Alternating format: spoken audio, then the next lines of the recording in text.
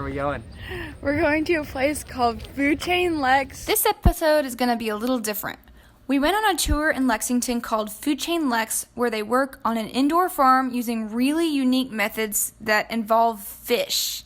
And then they harvest the food and use it in a variety of ways to benefit the community. Our new friend Becca started and is currently running this organization. Well, welcome to Food Chain. In this video, we'll be focusing on the kitchen part of the tour, where Becca talks about all the ways they create, cook, and prepare food for educating and benefiting the surrounding community.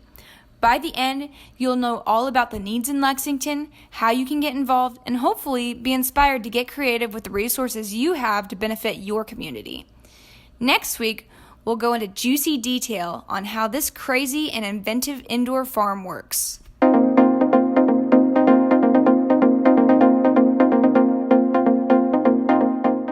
Our mission has always been consistent in that we are trying to connect community to fresh food by educating and demonstrating innovative and sustainable ways to connect to fresh food. In the kitchen that we're in, there's really a variety of ways in which people can hopefully learn ways to connect to fresh food. But first and foremost, I think it's important for your viewers to know why we wanted to do this work here. So the building that Food Chain is located in is not new construction. In fact, it's quite old construction. The original portion of this building dates all the way back to the 1870s. And at that time, it was built as a bread factory. And over the years, it continued to expand until in the 1980s, when it ultimately shuttered its doors. It was a 90,000 square foot space. Because it was a big employer and because it had a bigger and bigger footprint, it had an impression on the neighborhood that surrounded it. And in fact, much of the neighborhood, or portions of the neighborhood, grew up around the bakery itself.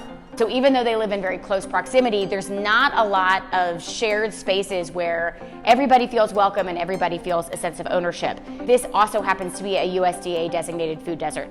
So a food desert, according to the government, is the overlap of two different things. Number one, not a close proximity to a grocery store. So specifically in an urban environment like we are here in Lexington, that means more than a mile away from a grocery store. And the reason grocery stores are significant for their measurements is because by and large, particularly in urban areas, that's where we rely on getting our fresh food. So if you think about the perimeter of the grocery store, your fruits, your vegetables, your meat, dairy, those sorts of things, that's not typically available in a convenience store or a gas station or that kind of thing.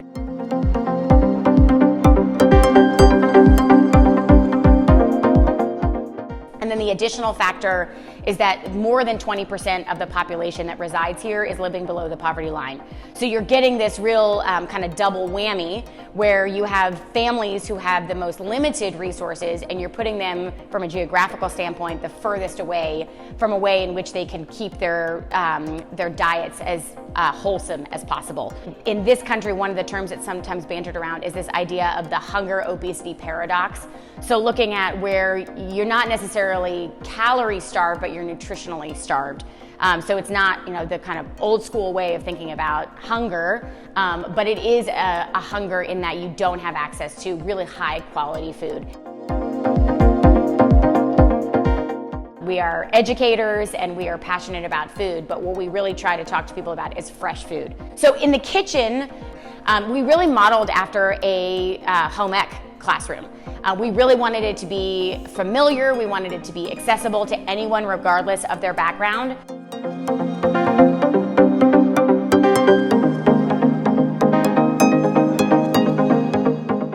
We wanted people to be able to come here, learn how to prepare fresh meals, and then go back and replicate it themselves. And replication is a very common theme to Food Chain. We are trying to empower people to have their own skills that they can then bring home with them and replicate in their own lives in whatever way they see that fit. We do a lot of different educational programming. We've done nutritional classes here for seniors. We've done classes over the years that focus on specific dietary restrictions, folks who might need a little, more recipe ideas for eating with diabetes or health disease or heart disease, all kinds of different themed classes that we've done. Typically, if we're doing an in-person cooking class, we're going to be cooking at these stations over here, and then we're all going to come and sit down and eat together. How can we ensure that people who are finding themselves to be food insecure, how can we meet that need with quality food, with nutritional options, and at the same time support the service industry that has the expertise to do that work.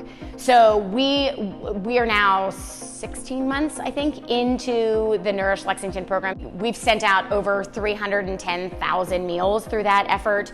We've spent about $1.2 million that we've been able to invest here in the local food economy. So that's paying restaurants or caterers to produce more meals than what we can produce here. That's buying local ingredients directly from local farmers. That's supporting local distributors. Our local food economy is equipped and able to produce better quality food for those end recipients, which in the end of the day raises everybody up.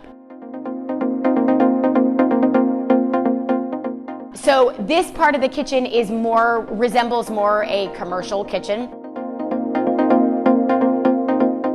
Fresh produce is inherently harder to consume than a bag of Doritos, right? So if you can do what is called light processing with that fresh produce, particularly at the height of the harvest season when it's coming in great volume, and oftentimes you can get it either for cheaper because it's surplus or it's blemished or imperfect, so it's a second. You can then transform it into something that's longer lasting, more convenient, and hopefully still affordable. We'll convert apples into apple chips or strawberries into freeze-dried sliced strawberries. And then that product can either be sold directly through local retailers, which we do. In some cases, we package it together as meal kits or salad kits. And then it could also be then incorporated into the meals that we're sending out as part of Nourish Lexington. The actual product kind of getting processed is always shifting around based upon what time of year it is and what the growing season has been like. And this was a bang up year for strawberries in Kentucky. What do you think so far, Will? This is super cool. I was thinking in the summertime when it gets really hot, we just go inside the fridge and There sit you there go. for a little while. It's big enough. If you're interested on how you can get involved with this organization, keep watching. But first, hit the like and subscribe buttons to brighten the day of this random dude. So there's hopefully lots of different ways in many different platforms and mediums where people can get connected.